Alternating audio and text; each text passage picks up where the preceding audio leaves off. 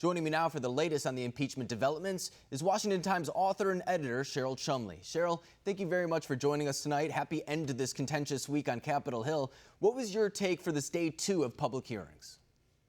Well, my take, and thanks for having me, Alex. Great to be here. My take, I think Devin Nunes summed it up best.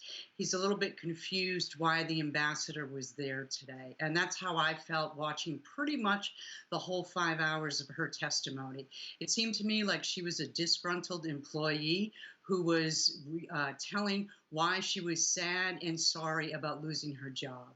Right, and as Devin Nunes said, this seems like more of an HR type of complaint than it is an actual impeachment type of complaint. I mean, she wasn't there for a lot of the major events, as was demonstrated during this hearing. She didn't have firsthand knowledge of essentially any of the allegations that are being made against her. Do you think that this was another kind of hit at the Democrat-led effort in order to impeach the president, or do you think that this is just a hurdle they'll be able to overcome?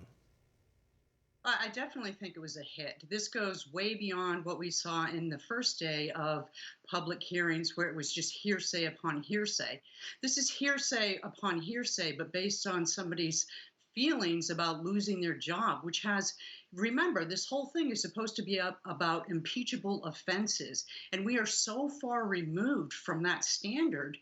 I don't know where the Democrats are going to go with this, except more smoke and mirrors. I think it's an interesting point to bring up, too, that a lot of the headlines coming out of today have nothing to do with Marie Yovanovich or her testimony. A lot of people are talking about President Trump's tweet, saying, for example, we played a clip of Brett Baer before saying that they may be another instance of an impeachable offense. So he's saying that it was witness intimidation, something of that sort.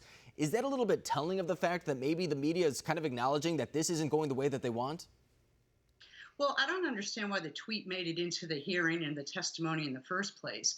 That would seem to me a sure sign that you're on shaky impeachment ground when you have to turn to the president's Twitter feed to find something to talk about. The president has a right to free speech as well as any other American. And if he feels the need to defend himself and point out key facts that are going missing from this impeachment testimony process, then far be it from him. So be it. He can do that.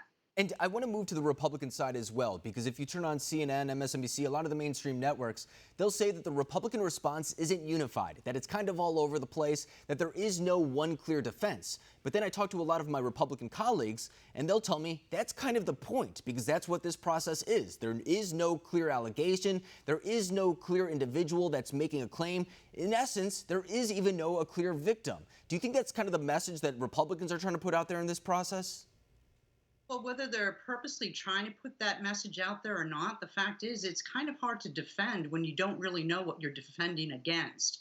Today we saw 5 hours of testimony of, the former ambassador of Ukraine complaining about the way she lost her job.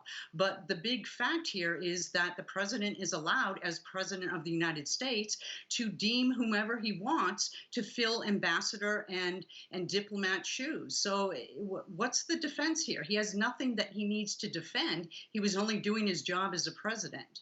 And I want to ask you really quick before I let you go. Do you think that this impeachment inquiry ultimately leads to the House launching a formal impeachment? That seems to be where they're headed. But again, they have a long way to go before they can make that case. They really do.